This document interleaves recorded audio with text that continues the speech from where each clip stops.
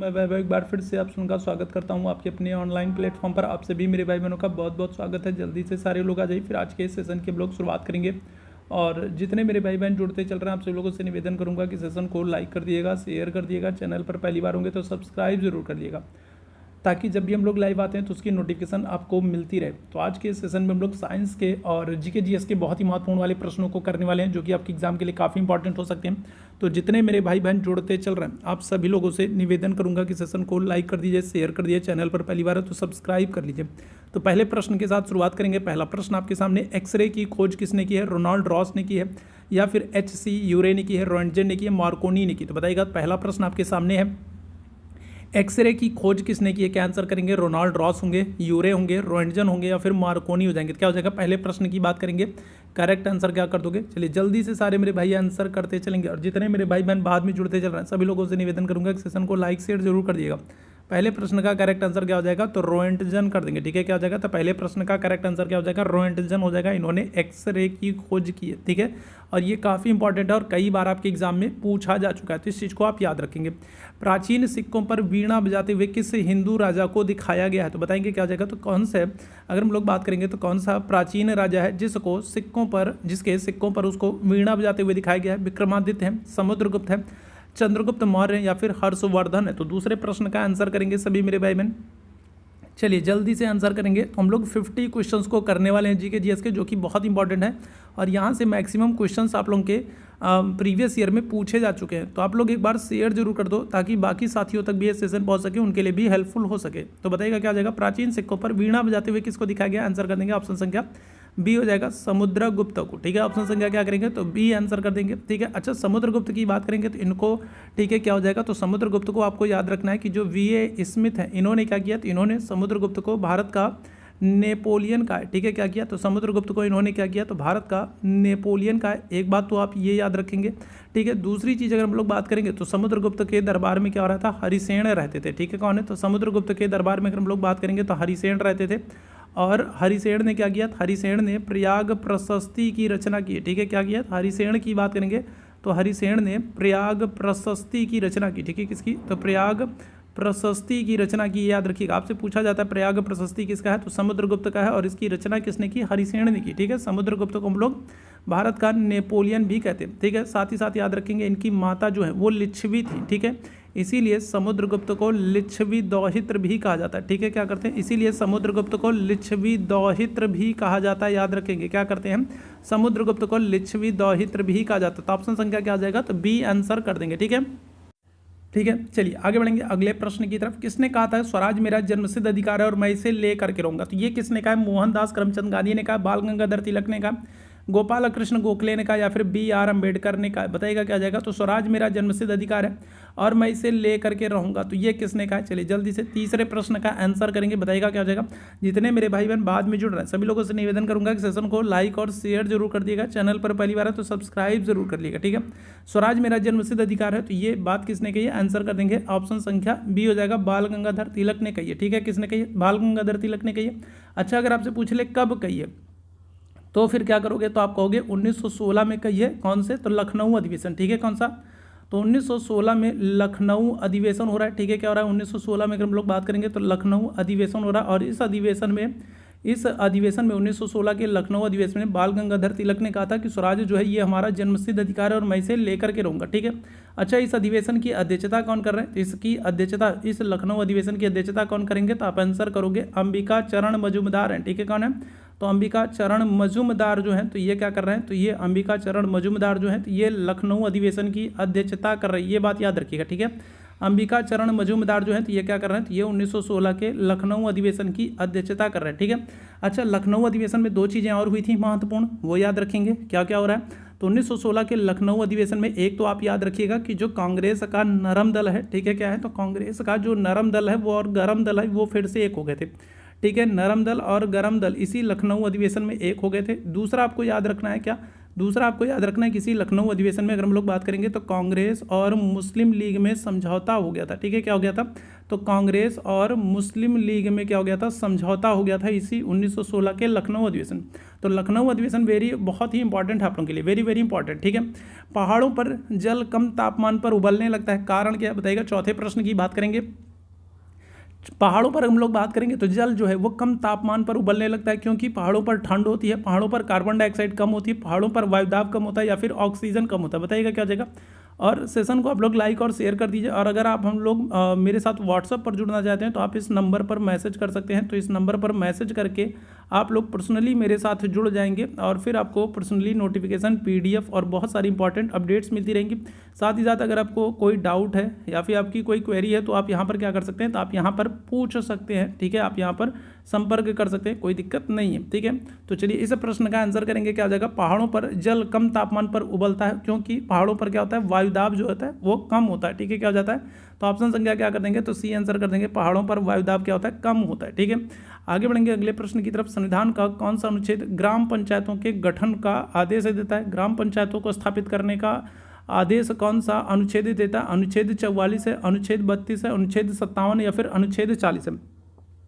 संविधान का कौन सा अनुच्छेद ग्राम पंचायतों को स्थापित करने का आदेश देता है? क्या करेंगे? अनुच्छेद 44 है, अनुच्छेद 57, अनुच्छेद 32 या फिर अनुच्छेद 40? क्या हो जाएगा? इस प्रश्न का आंसर करेंगे। संविधान का कौन सा अनुच्छेद ग्राम पंचायतों को स्थापित करने का आदेश देता है? आंसर कर देंगे ऑप्शन संख्या डी हो जाएगा, अनुच्छेद 40। ठीक है, क्या हो जाएगा? तो नीति निर्देशक तत्व में अनुच्छेद 40 है जो पंचायतों के गठन की बात करता है। ठीक है, भारत में अंग्रेजी शिक्षा का मैग्ना कार्टा किसे कहते हैं? बताइएगा। अगला प्रश्न बहुत ही इंपॉर्टेंट है। भारत में अंग्रेजी शिक्षा का मैग्ना कार्टा किसे कहते हैं? वुड डिस्पैच 1854 को, या फिर 1813 के चार्टर एक्ट को, मैकाले के विवरण पत्र को, या फिर ऑकलैंड के विवरण पत्र को? तो बताइएगा। तो भारत में अंग्रेजी शिक्षा का, ठीक है, भारत में अंग्रेजी शिक्षा का मैग्ना कार्टा कैसे कहता है? चलिए इस प्रश्न का आंसर करेंगे। क्या हो जाएगा?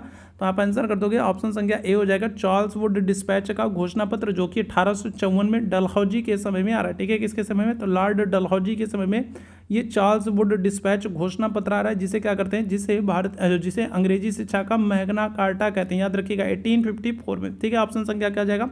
ऑप्शन संख्या अगर हम लोग बात करेंगे तो ए आंसर हो जाएगा। ठीक है, वुड डिस्पैच घोषणा पत्र। ठीक, आगे बढ़ेंगे अगले प्रश्न की तरफ। विभाजन के कारण भारत का कौन सा उद्योग बुरी तरीके से प्रभावित हुआ?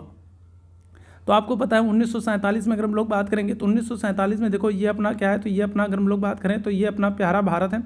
ठीक है, ये अपना प्यारा भारत है। और 1947 में क्या हो रहा है? तो 1947 में अगर हम लोग बात करेंगे तो भारत का जो है वो विभाजन हो जा रहा है। ठीक है, एक तरफ तो पाकिस्तान अलग हो रहा है और दूसरी तरफ अगर हम लोग बात करेंगे तो पूर्वी पाकिस्तान अलग हो जा रहा है। तो जो ये विभाजन हो रहा है उसके कारण से अगर हम लोग बात करेंगे तो कौन सा उद्योग बुरी तरीके से जो है प्रभावित होता है? बताइएगा क्या आ जाएगा? करेक्ट आंसर क्या आ जाएगा? सातवें प्रश्न की बात करेंगे, ऑप्शन संख्या कर दोगे जूट और रुई उद्योग। ठीक है, ध्यान रखिएगा। जूट जो है तो जूट वाला जो क्षेत्र है, जूट के लिए अगर हम लोग बात करेंगे तो जूट के लिए आपका बांग्लादेश वाला जो क्षेत्र है वो फेमस है, तो वो अलग हो गया। और रुई के लिए अगर हम लोग बात करेंगे तो रुई के लिए जो है वो पाकिस्तान वाला क्षेत्र फेमस था। गदर मूवी आपने देखा है ना, तो उसमें सनी देओल पाजी जो है तो वो क्या कर रहे थे? तो वो अमीषा पटेल को मालगाड़ी में छिपा करके लेके आ रहे थे और वो पूरी रुई से भरी थी, पाकिस्तान से आ रही थी। याद होगा आप लोग को। तो ध्यान रखिएगा, पाकिस्तान वाला क्षेत्र जो है वो रुई के लिए महत्वपूर्ण था और बांग्लादेश वाला जो क्षेत्र था वो जूट के लिए प्रसिद्ध था। ठीक है, तो इन दोनों क्षेत्रों में अगर हम लोग बात करेंगे तो क्या हो जाएगा? तो भारत को बुरी तरीके से भारत जो है प्रभावित होता है। ठीक है, ऑप्शन संख्या क्या हो जाएगा? तो सी आंसर कर देंगे। ठीक, महर्षि गौतम का संबंध किस दर्शन से? बताएंगे क्या हो जाएगा? सांख्य दर्शन से, योग दर्शन से, न्याय दर्शन से, या फिर वैशेषिक दर्शन से? गौतम का संबंध किस दर्शन से? बताइएगा क्या हो जाएगा? इस प्रश्न का आंसर करेंगे। और इस तरीके का प्रश्न लास्ट ईयर भी आपके एग्जाम में पूछा जा चुका है। बताएंगे क्या हो जाएगा? आठवें प्रश्न का आंसर करेंगे। क्या हो जाएगा? तो अगर हम लोग बात करें तो महर्षि गौतम जो है तो गौतम का संबंध किससे? तो आप आंसर कर दोगे न्याय दर्शन से। ऑप्शन संख्या क्या हो जाएगा? तो सी आंसर कर देंगे। ठीक है, याद रखिएगा। योग से अगर हम लोग बात करेंगे तो योग से पतंजलि का, सांख्य से अगर हम लोग बात करेंगे तो कपिल का, और वैशेषिक से अगर हम लोग बात करेंगे तो कणाद का। ठीक है, याद रखिएगा। बाकी लोगों को भी याद रखेंगे। वैशेषिक दर्शन से अगर हम लोग बात करें तो कणाद संबंधित है। योग दर्शन से अगर हम लोग बात करेंगे तो कौन है? तो पतंजलि है। ठीक है, कौन है? तो योग दर्शन से अगर हम लोग बात करेंगे तो पतंजलि है। और सांख्य दर्शन से अगर हम लोग बात करेंगे तो कौन है? तो कपिल है। ठीक है, याद रखिएगा। क्लियर है? चलिए आगे बढ़ेंगे अगले प्रश्न की तरफ। अगले प्रश्न का आंसर करेंगे।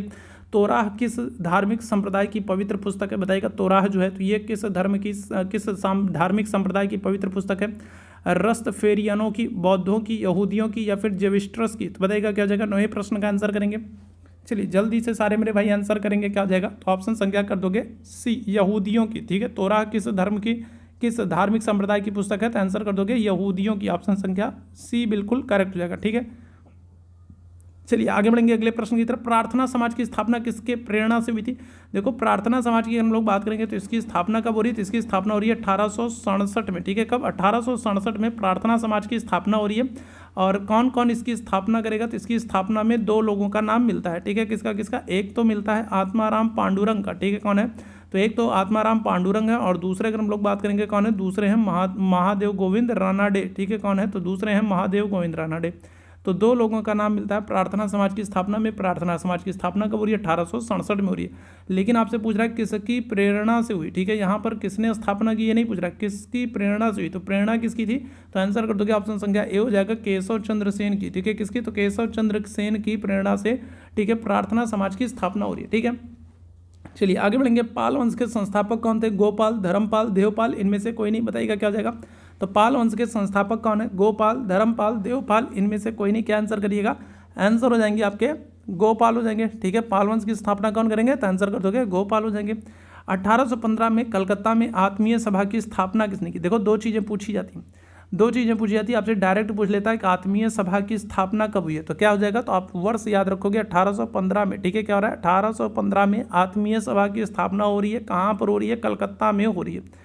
1815 में आत्मीय सभा की स्थापना हो रही है। कहाँ पर हो रही है? कलकत्ता में हो रही है। कौन कर रहा है आपसे ये पूछा जा रहा है? राधा कांदेव है, राजा राम मोहन राय, ईश्वरचंद विद्यासागर, देवेंद्रनाथ टैगोर। आंसर कर देंगे राजा राम मोहन राय। ऑप्शन संख्या क्या आ जाएगा? तो बी आंसर कर देंगे। ठीक है, क्या आ जाएगा? तो राजा राम मोहन राय जो है ये 1815 में कलकत्ता में आत्मीय सभा की स्थापना करेंगे। ऑप्शन संख्या बी बिल्कुल करेक्ट हो जाएगा। ठीक है, और राजा राम मोहन राय जो है तो इनको ध्यान रखिएगा आधुनिक भारत का पिता भी कहते हैं। ठीक है, क्या करते हैं? तो राजा राम मोहन राय जो है इनको आधुनिक भारत का पिता भी कहा जाता है, याद रखिएगा। ठीक है, आधुनिक भारत का पिता भी कहा जाता है। किसको? राजा राम मोहन राय को कहा जाता है। ठीक, आगे बढ़ेंगे। चौरी चौरा कांड के कारण, ठीक है, चौरी चौरा कांड के बाद गांधी जी ने स्थगित कर दिया था कौन सा आंदोलन? तो देखो चौरी चौरा जो कांड है तो ये कब हो रहा है? तो ये हो रहा है 5 फरवरी 1922 को। ठीक है, कब हो रहा है? तो अगर हम लोग बात करेंगे तो चौरी चौरा कांड हो रहा है 5 फरवरी 1922 को। ठीक है, और इस घटना के बाद अगर हम लोग बात करेंगे तो गांधी जी ने कौन सा आंदोलन स्थगित कर दिया था? सविनय अवज्ञा, खिलाफत, असहयोग, भारत छोड़ो। क्या आंसर कर दोगे? आंसर कर दोगे आप लोग असहयोग आंदोलन। ठीक है, क्या हो जाएगा? तो इसी घटना के बाद गांधी जी ने असहयोग आंदोलन को स्थगित कर दिया। ऑप्शन संख्या क्या हो जाएगा? सी आंसर कर देंगे। ठीक है, आगे बढ़ेंगे हम अगले प्रश्न की तरफ। अगले प्रश्न का आंसर करेंगे। रेफ्रिजरेटर जो है वो खाद्य पदार्थों को खराब होने से बचाते हैं, कारण क्या होता है? ठीक है, तो अगर हम लोग रेफ्रिजरेटर की बात करेंगे तो रेफ्रिजरेटर जो है ये खाद्य पदार्थों को खराब होने से बचाता है, क्योंकि इसके न्यून तापमान पर जीवाणु और फफूंदी निष्क्रिय हो जाते हैं। इसके न्यून तापमान पर रोगाणु मर जाते हैं। इसके न्यून तापमान पर रोगाणु जम जाते हैं, या फिर यह खाद्य पदार्थों को रोगाणु रहित कर देता है। बताइएगा, तो रेफ्रिजरेटर जो है, आप अब गर्मियों का सीजन आ गया और आप लोग मैक्सिमम चीज़ों को क्या करते हो? फ्रिज में रखने का काम करते हो। ठीक है, कारण क्या होता है? क्योंकि आपको पता है कि फ्रिज में रख देंगे तो चीज़ें ज़्यादा देर तक बची रहेंगी और जल्दी खराब नहीं होंगी। तो क्यों नहीं होंगी, यही आपसे पूछ रहा है। क्या हो जाएगा? तो आंसर कर देंगे ऑप्शन संख्या बी, क्योंकि इसके न्यून तापमान पर रोगाणु क्या हो जाते हैं? रोगाणु मर जाते हैं। ऑप्शन संख्या क्या हो जाएगा? तो बी आंसर कर देंगे। ठीक है, चलिए आगे बढ़ेंगे अगले प्रश्न की तरफ। रक्त के ए बी वर्ग वाला व्यक्ति ऐसे व्यक्ति को रक्तदान कर सकता है जिसके रक्त का वर्ग हो। बताइएगा, तो अगर आपका ब्लड ग्रुप मान लीजिए ए बी है, या फिर किसी का ब्लड ग्रुप ए बी है, तो वो किसे रक्त दे सकता है? बताइएगा, तो किसको रक्त दे सकता है? ए ब्लड ग्रुप वालों को, बी वाले को, ए बी वाले को, या फिर ओ वाले को? तो बताइएगा, 15वें प्रश्न का आंसर करेंगे। क्या हो जाएगा? तो किसी का ब्लड ग्रुप ए बी है तो वो क्या कर सकता है? तो वो ए बी ब्लड ग्रुप वाले को ही रक्त दे सकता है। ऑप्शन संख्या क्या हो जाएगा? सी आंसर कर देंगे। ठीक है, पक्षियों को बहुत ऊंचाई पर उड़ते समय सांस लेने में परेशानी होती, क्यों? देखोगे कुछ ही पक्षी ऐसे होते हैं ना जो बहुत ऊंचाई पर उड़ सकते हैं, जैसे चील हो गए, ठीक है, चील हो गए, बाज हो गए, तो ये कुछ ऐसे पक्षी होते हैं जो बहुत ऊंचाई पर उड़ लेते हैं। ठीक है, बाकी अगर हम लोग बात करेंगे तो बहुत सारे ऐसे पक्षी हैं जो बहुत ऊंचाई पर नहीं उड़ पाते हैं। उनको ज़्यादा ऊंचाई पर उड़ने में क्या होता है? सांस लेने में दिक्कत होती है। क्यों होती भाई? क्योंकि उनके फेफड़े बहुत बड़े होते हैं, वे निष्क्रियता के साथ उड़ते हैं, उनमें अतिरिक्त वायु कोष होते हैं, या फिर वे कम ऑक्सीजन का प्रयोग करते हैं। तो क्या हो जाएगा? इस प्रश्न का आंसर करेंगे। क्या हो जाएगा? ठीक है, तो अगर हम लोग बात करेंगे तो पक्षियों को बहुत ऊंचाई पे उड़ते समय परेशानी इसलिए होती, क्यों नहीं होती? आपसे पूछ रहा है क्यों नहीं होती, ये आपसे पूछ रहा है। ठीक है, तो बहुत सारे ऐसे पक्षी हैं जिनको, जैसे मैंने बताया ना, चील है, बाज है, इस तरीके के बहुत सारे पक्षी हैं जिनको बहुत ऊंचाई पर उड़ने में परेशानी नहीं होती और लंबे समय तक वो ऊंचाई पर उड़ते रहते हैं। कारण क्या होता है? कारण ये होता है कि उनके पास अतिरिक्त वायु कोष होता है। ठीक है, जबकि बहुत सारे पक्षी ऐसे होते हैं जो बहुत अधिक ऊंचाई पर नहीं उड़ पाते हैं, और उसका कारण क्या है? उसका कारण ये है कि उनके पास अतिरिक्त वायुकोश नहीं होता, इसलिए वो नीचे ही उड़ते हैं, ज़्यादा ऊपर नहीं उड़ते हैं। ठीक है, वह चुनिए जो मिश्रण नहीं है, तो बताइएगा क्या हो जाएगा? वायु, गैसोलीन, आसुत जल, एलपीजी। बताइएगा इनमें से कौन सा है? एक ऐसा है जिसमें कोई भी किसी भी तरीके का कोई मिश्रण नहीं है, तो बताएंगे क्या हो जाएगा? तो वायु है, एलपीजी है, आसुत जल है, या फिर गैसोलीन है। क्या हो जाएगा? तो इस प्रश्न का आंसर कर देंगे, करेक्ट आंसर क्या हो जाएगा? आसुत जल। ऑप्शन संख्या डी आंसर कर देंगे। आसुत जल में किसी तरीके का कोई मिश्रण नहीं। वायु में आप देखोगे बहुत सारी गैसें हैं, नाइट्रोजन है, ऑक्सीजन है, कार्बन डाइऑक्साइड है, मीथेन है, सीएफसी है, बहुत सारी गैसें हैं। ठीक है, एलपीजी में भी अगर हम लोग बात करेंगे तो एलपीजी में देखोगे आप ब्यूटेन है, प्रोपेन है, ठीक है, मेथेन है, बहुत सारी है। गैसोलीन में भी अगर हम लोग बात करेंगे तो आपको मिश्रण मिल जाएगा। ऑप्शन संख्या डी हो जाएगा आसुत जल। ठीक, संविधान के अंतर्गत निम्न में से कौन सा एक मौलिक अधिकार है? बताइएगा कौन सा एक फंडामेंटल राइट्स है? शिक्षा का अधिकार, संपत्ति का अधिकार, काम का अधिकार, या फिर सूचना का अधिकार? तो कौन सा एक अगर हम लोग बात करेंगे तो यहाँ पर आपका फंडामेंटल राइट्स है। बताइएगा शिक्षा का अधिकार, संपत्ति का अधिकार, काम का अधिकार, या फिर सूचना का अधिकार? क्या आंसर कर देंगे? तो आंसर कर देंगे ऑप्शन संख्या ए। आपको पता है अनुच्छेद 21 का में, ठीक है, कहाँ पर? तो अनुच्छेद 21 का में अगर हम लोग बात करेंगे तो 86वें संशोधन के द्वारा 6 से 14 वर्ष की जो आयु वर्ग के जो बच्चे हैं उनको निःशुल्क एवं अनिवार्य शिक्षा की बात की गई, और ये क्या है? तो ये एक मूल अधिकार है। ऑप्शन संख्या क्या आ जाएगा? ए आंसर कर दोगे। शिक्षा का अधिकार कहाँ पर? आपको अनुच्छेद 21 का में देखने को मिल जाएगा। ठीक है, केरल की राजकीय भाषा क्या है? कन्नड़ है, तमिल है, मलयालम है, या फिर तेलुगु है? तो बताइएगा क्या हो जाएगा? अच्छा, केरल में हम लोग बात करें तो केरल में आपको याद रखना ओणम उत्सव मनाया जाता है। ठीक है, कौन सा? तो केरल में याद रखेंगे आप लोग ओणम उत्सव मनाया जाता है। ठीक है, और केरल का अगर आपसे नृत्य पूछ ले तो नृत्य क्या करोगे? तो नृत्य आप कहोगे कथकली है। ठीक है, कौन सा? तो एक तो केरल का नृत्य है कथकली, और दूसरा जो नृत्य है वो कौन सा है? तो वो है मोहिनी अट्टम। तो ये नृत्य याद रखना है। ठीक है, आपको ओणम याद रखना है, और आपको क्या करना है? भाषा अगर हम लोग बात करेंगे तो केरल की भाषा क्या हो जाएगी? आंसर कर दोगे मलयालम। ऑप्शन संख्या सी हो जाएगा, मलयालम है। जवाहर सुरंग किस राज्य में? हिमाचल प्रदेश में, जम्मू एंड कश्मीर में, उत्तराखंड में, गोवा में? बताइएगा क्या हो जाएगा? जवाहर सुरंग कहाँ पर है? क्या आंसर कर देंगे? हिमाचल प्रदेश है, जम्मू एंड कश्मीर है, उत्तराखंड है, गोवा है। आंसर क्या हो जाएगा? तो ऑप्शन संख्या बी आंसर कर दोगे, जम्मू एंड कश्मीर हो जाएगा। ठीक है, क्या हो जाएगा? तो ऑप्शन संख्या बी आंसर कर देंगे, जम्मू एंड कश्मीर हो जाएगा। ठीक है, याद रखिएगा। ठीक है, चलिए आगे बढ़ेंगे। बुद्ध शब्द का अर्थ है एक प्रबुद्ध व्यक्ति, एक पर्यटक, एक विजेता, या फिर एक विमोचक? तो बुद्ध शब्द का अर्थ क्या हो जाएगा? 21वें प्रश्न का आंसर करेंगे। बुद्ध शब्द का अर्थ क्या हो जाएगा? बताइएगा। बुद्ध शब्द का अर्थ क्या हो जाएगा? बताइएगा। तो एक प्रबुद्ध व्यक्ति हो जाएगा, एक पर्यटक हो जाएगा, एक विजेता हो जाएगा, या फिर एक विमोचक हो जाएगा? तो आंसर कर देंगे एक प्रबुद्ध व्यक्ति। ऑप्शन संख्या ए आंसर कर देंगे। ठीक है, क्या हो जाएगा? ऑप्शन संख्या ए यहाँ पर बिल्कुल करेक्ट हो जाएगा। ठीक है, मंत्रिपरिषद से त्यागपत्र करने के लिए एक मंत्री किसे अपना त्यागपत्र देता है? तो मान लीजिए यहाँ पर संघीय मंत्रिपरिषद की बात हो रही है, और संघीय मंत्रिपरिषद से किसी व्यक्ति को, किसी मंत्री को अपना त्यागपत्र देना है, तो वो किसको देगा? राष्ट्रपति को, उपराष्ट्रपति को, प्रधानमंत्री को, या फिर लोकसभा अध्यक्ष को? बताइएगा क्या जाएगा? तो संघीय मंत्रिपरिषद से अगर किसी मंत्री को त्यागपत्र देना है तो वो अपना त्यागपत्र किसको देगा? आपसे ये पूछा जा रहा है। चलिए जल्दी से सारे मेरे भाई आंसर करेंगे, क्या जाएगा? चलिए जल्दी से सारे लोग आंसर करेंगे, क्या जाएगा? इस प्रश्न का आंसर करेंगे तो करेक्ट आंसर हो जाएगा आपका ऑप्शन संख्या ए, राष्ट्रपति को। देखो, संघीय मंत्रिपरिषद के जो सदस्य होते हैं इनकी आपसे नियुक्ति पूछा जाए कि इनकी नियुक्ति कौन करता है, तो आप आंसर करोगे राष्ट्रपति करते हैं। इनकी नियुक्ति कौन करता है? राष्ट्रपति करते हैं। इनको शपथ कौन दिलाता है? तो भी आप कहोगे राष्ट्रपति दिलाते हैं। और अगर आपसे पूछा जाए कि ये अपना त्यागपत्र किसको देते हैं, तो भी आप कहोगे राष्ट्रपति करते हैं। ठीक है, ध्यान रखिएगा। तो ये सब काम, इनकी नियुक्ति, शपथ, त्यागपत्र, सारे काम कौन करेगा? राष्ट्रपति। ठीक है, ऑप्शन संख्या क्या जाएगा? ए आंसर हो जाएगा। मेहरौली लौह स्तंभ ये कहाँ पर स्थित है? बताइएगा क्या जाएगा? मेहरौली लौह स्तंभ। अच्छा, एक और प्रश्न यहाँ से बन जाता है कि मेहरौली लौह स्तंभ है किसका? तो क्या हो जाएगा? तो आप आंसर करोगे चंद्रगुप्त द्वितीय, जिनको हम लोग विक्रमादित्य कहते हैं। ठीक है, क्या करते हैं? तो चंद्रगुप्त द्वितीय, जिनको हम लोग विक्रमादित्य कहते हैं, इनका मेहरौली स्तंभ लेख मिलता है।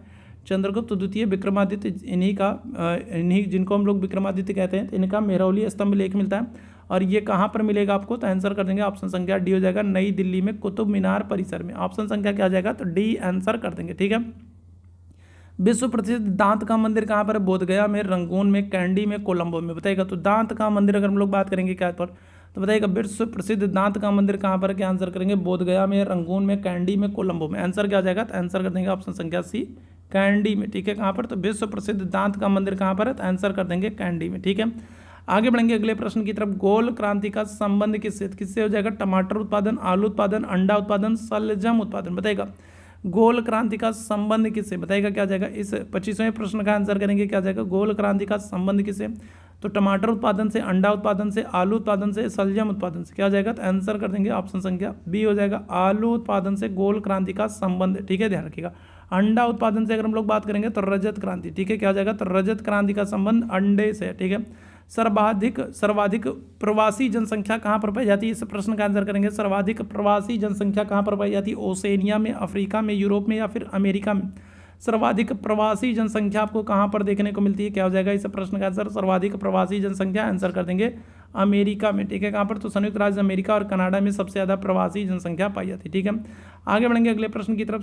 चंपारण सत्याग्रह के दौरान गांधी जी के साथ कौन कौन लोग थे, बताइएगा। तो चंपारण सत्याग्रह अगर हम लोग बात करेंगे तो ये 1917 में हो रहा है और ये गांधी जी का भारत में पहला सत्याग्रह है। ठीक है, और इस चंपारण सत्याग्रह के लिए गांधी जी को आमंत्रित किसने किया था, किसने इनको न्योता दिया था कि आप आइए चंपारण, तो क्या हो जाएगा, तो राजकुमार शुक्ल हो जाएंगे। ठीक है, तो राजकुमार शुक्ल ने गांधी जी को चंपारण आने के लिए आमंत्रित किया था। राजकुमार शुक्ल जो हैं तो ये पहले व्यक्ति हैं जो चंपारण आने के लिए आमंत्रित करेंगे। और चंपारण में गांधी जी के साथ कौन थे, क्या आंसर कर दोगे, तो आंसर कर देंगे ऑप्शन संख्या सी हो जाएगा, राजेंद्र प्रसाद और अनुग्रह नारायण सिंह हो जाएंगे। ऑप्शन संख्या सी आंसर कर देगा। ठीक है, 1957 में कौन सी समिति है जिसने भारत में त्रिस्तरीय पंचायती राज व्यवस्था की सिफारिश सबसे पहले की है।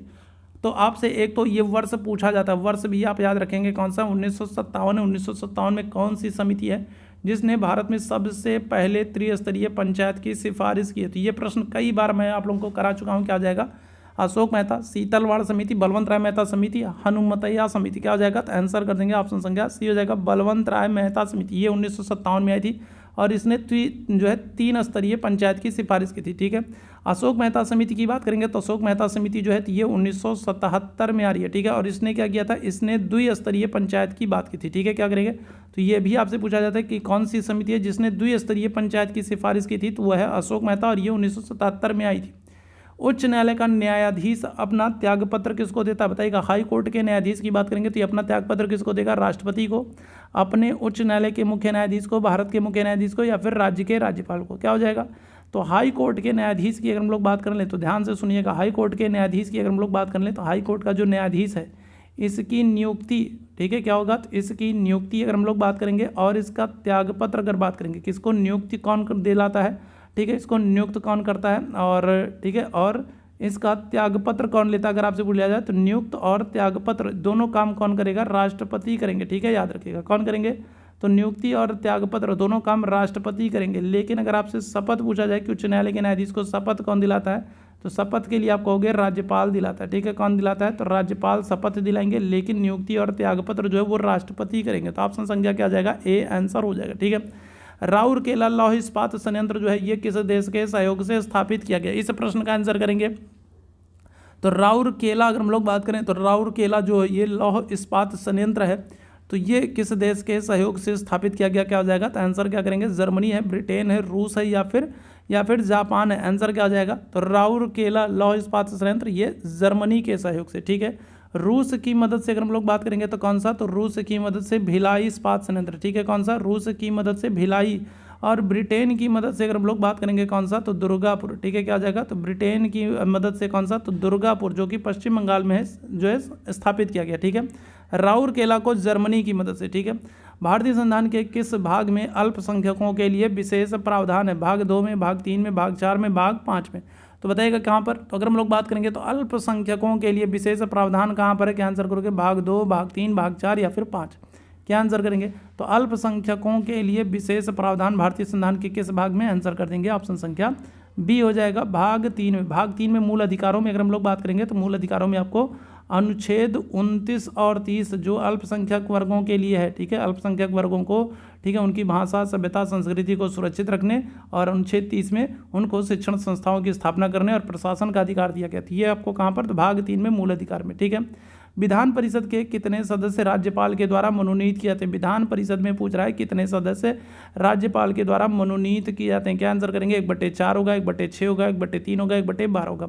तो राज्यपाल जो है वो विधान परिषद में कितने सदस्यों को मनोनीत करता है, इस प्रश्न का आंसर करेंगे, क्या आ जाएगा, इस प्रश्न को आंसर करेंगे, क्या आ जाएगा, करेक्ट आंसर हो जाएगा आपका ऑप्शन संख्या सी, 1/6 सदस्य। कितने, तो 1/6 सदस्य जो है वो विधान परिषद में राज्यपाल के द्वारा मनोनीत किया जाता है। ठीक है, विधान परिषद जो होता है ये आपका क्या होता है, तो ये आपका द्वितीय सदन होता है। ठीक है, क्या होता है, द्वितीय सदन होता है।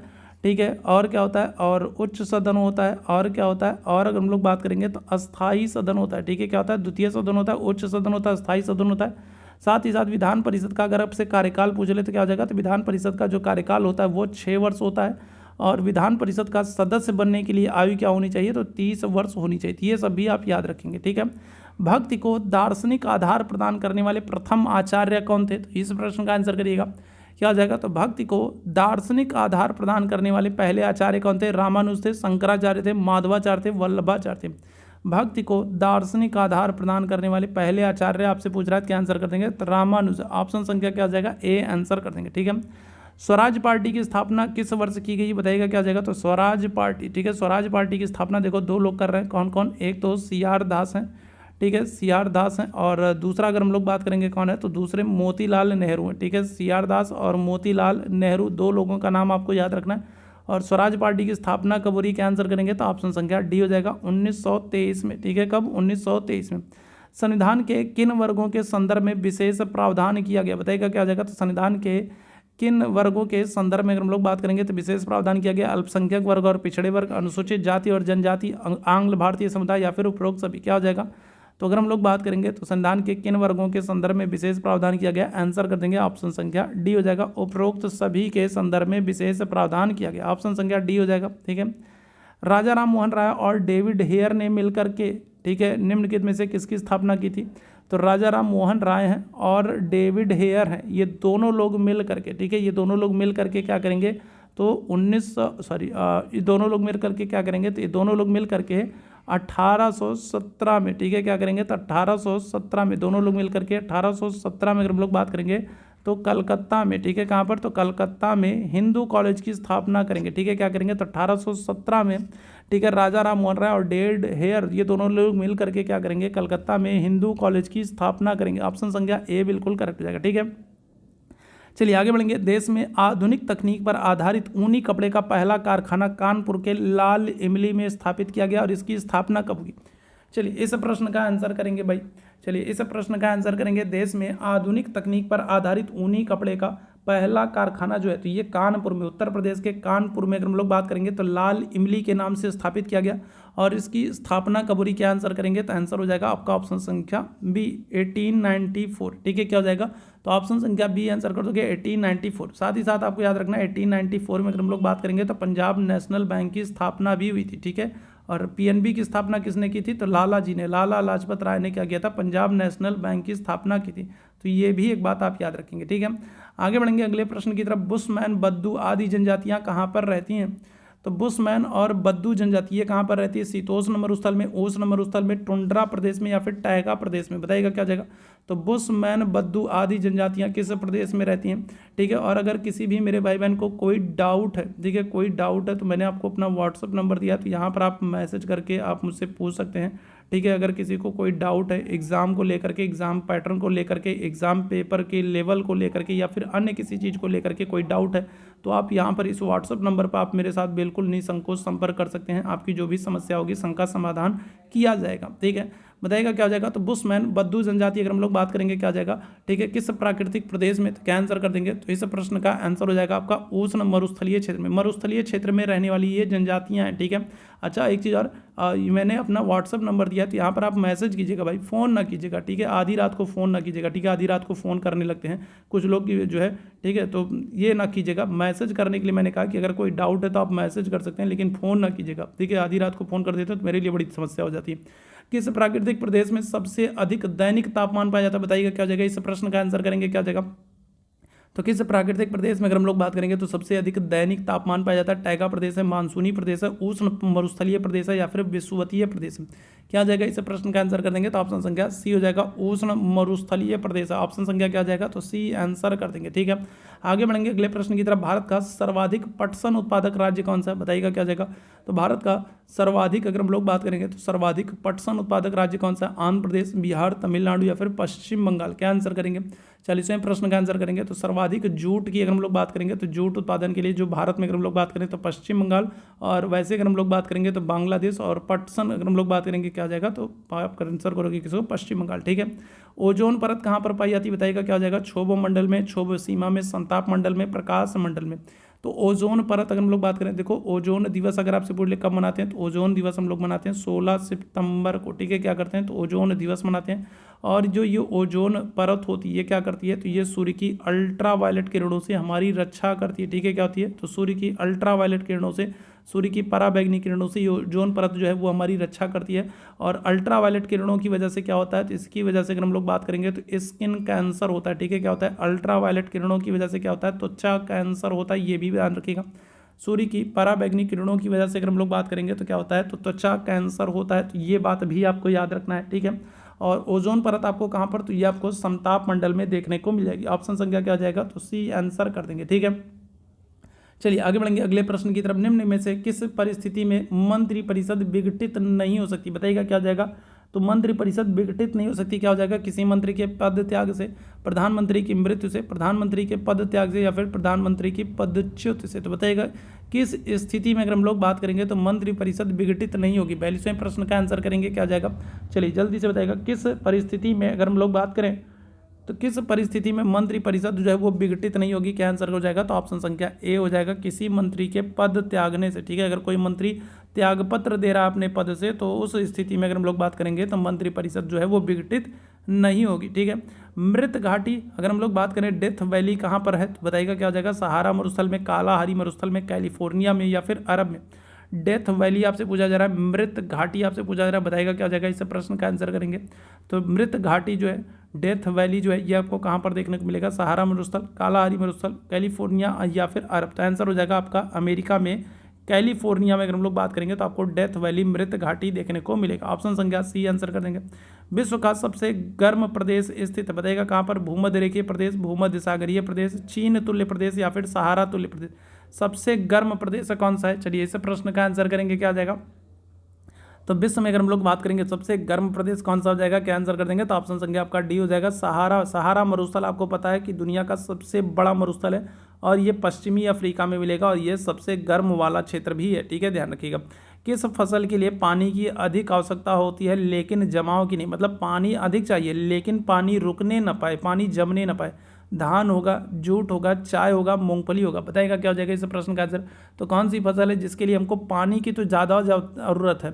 ठीक है। पानी की ज़्यादा जरूरत है लेकिन पानी जमने ना पाए, पानी रुकने ना पाए। ठीक है। क्या हो जाएगा तो धान है, जूट है, चाय है, मूंगफली है। क्या आंसर हो जाएगा तो आंसर कर देंगे ऑप्शन संख्या क्या आ जाएगा तो सी आंसर कर दोगे, चाय हो जाएगा। ठीक है। आपको पता है चाय की खेती पहाड़ी क्षेत्रों में होती है और पहाड़ी क्षेत्रों में अगर हम लोग देखेंगे तो सीढ़ीदार खेत बनते हैं। ठीक है। ऑप्शन संख्या क्या हो जाएगा? सी हो जाएगा। टीपू सुल्तान की राजधानी थी, बताइएगा क्या हो जाएगा? श्रीरंगपट्टनम है, मैसूर है, बंगलौर है, या फिर भाग्यनगर है। बताइएगा टीपू सुल्तान की अगर हम लोग बात करेंगे तो इनकी राजधानी क्या है?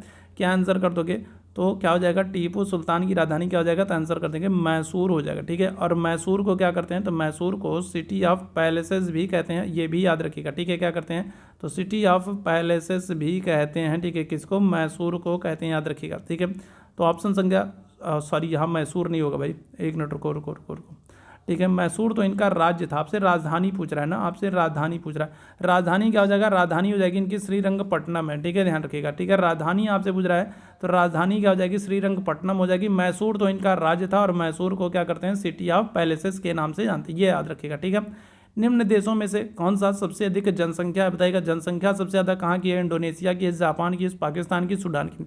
बताएंगे तो सबसे अधिक जनसंख्या किसकी है तो क्या हो जाएगा? सबसे निम्न देशों में किसकी जनसंख्या सबसे अधिक है? आंसर कर देंगे इंडोनेशिया की। ठीक है। किसकी? तो इंडोनेशिया की संख्या सबसे ज़्यादा है। ठीक है। सिखों के पवित्र धार्मिक ग्रंथ गुरु ग्रंथ साहिब के संकलनकर्ता कौन है? बताएंगे क्या हो जाएगा तो गुरु ग्रंथ साहिब अगर हम लोग बात करें तो ये सिखों की पवित्र किताब है और इसके संकलनकर्ता कौन है? गुरु अर्जुन देव है, नानक जी हैं, गुरु गोविंद सिंह हैं, या फिर गुरु रामदास है। क्या हो जाएगा तो आंसर कर देंगे ऑप्शन संख्या ए हो जाएंगे। ठीक है। गुरु अर्जुन देव जी महाराज हो जाएंगे। ये सिखों के कौन से? तो ये 5वें गुरु हैं और इनको जहांगीर के समय में फांसी दे दी गई थी, ये बात भी आप याद रखिएगा। ठीक है। आगे बढ़ेंगे, भारत में पहला नगर निगम कहाँ स्थापित किया गया? कलकत्ता, चेन्नई, मुंबई या फिर दिल्ली? भारत में पहला नगर निगम कहाँ पर स्थापित किया गया? क्या आंसर कर देंगे? इंपॉर्टेंट आप लोगों के लिए, भारत में पहला नगर निगम क्या हो जाएगा? आंसर कर देंगे कहाँ पर? आंसर कर देंगे आप मद्रास में किया गया था। चेन्नई आंसर कर दोगे, ठीक है। कहाँ पर? तो आप चेन्नई आंसर कर दोगे। मद्रास, चेन्नई में स्थापित किया गया भारत में पहला नगर निगम, ठीक है। भारत में पंचायती राज प्रणाली की शुरुआत कब और कहाँ पर हुई है? बताइएगा क्या हो जाएगा? तो भारत में पंचायती राज व्यवस्था की शुरुआत कब और कहाँ पर हुई है? क्या आंसर करेंगे? तो आंसर कर दोगे आप लोग 2 अक्टूबर 1959 को राजस्थान के नागौर से, ठीक है। क्या हो रहा है? तो 2 अक्टूबर 1959 को अगर हम लोग बात करेंगे तो राजस्थान के नागौर से त्रिस्तरीय पंचायती राज व्यवस्था की शुरुआत हो रही है। कौन सी समिति की सिफारिश पर? तो आप कहोगे बलवंत राय मेहता समिति की सिफारिश पर, ठीक है। कौन सी? तो बलवंत राय मेहता जो समिति है, तो इस समिति की सिफारिश पर पंचायती राज व्यवस्था को लागू किया गया है। त्रिस्तरीय पंचायती राज व्यवस्था को लागू किया गया सबसे पहले, और कहाँ से? तो राजस्थान के नागौर से। ऑप्शन संख्या क्या हो जाएगा? तो बी आंसर हो जाएगा, ठीक है। तो यह आज का महत्वपूर्ण सेशन था। उम्मीद है सेशन आप लोगों को पसंद आया होगा। सेशन पसंद आया हो तो सेशन को लाइक कीजिएगा, शेयर कीजिएगा, चैनल पर पहली बार है तो सब्सक्राइब कीजिएगा, और व्हाट्सअप पर मेरे साथ जुड़ना चाहते हैं तो ये व्हाट्सअप नंबर है, तो यहाँ पर आप जुड़ सकते हैं। और अगर आपको PDF चाहिए तो आप मैसेज कर सकते हैं, मैसेज करके ही आप अपनी बात कहिए, फ़ोन करने और जो है कॉल करने की ज़रूरत नहीं है, ठीक है।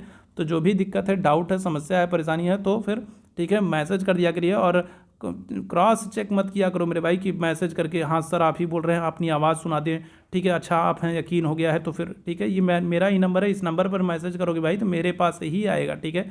तो मैसेज कर दीजिए। और आपको PDF चाहिए तो सिंपली एक मैसेज कर दो कि PDF चाहिए, या फिर अगर कोई दिक्कत है, कोई डाउट है तो आप मैसेज कर दो, तो आपको ठीक है रिस्पॉन्स मिलेगा, ठीक है। तो वहाँ पर बहुत ज़्यादा क्रॉस चेक करने की जरूरत नहीं, आपका आधार कार्ड और पैन कार्ड नहीं मांग रहा हूँ, ठीक है। चलिए, तो अभी के लिए बस इतना ही करेंगे। थैंक यू सो मच आप सभी मेरे भाई बहनों को मेरे साथ जुड़ने के लिए। Thank you so much.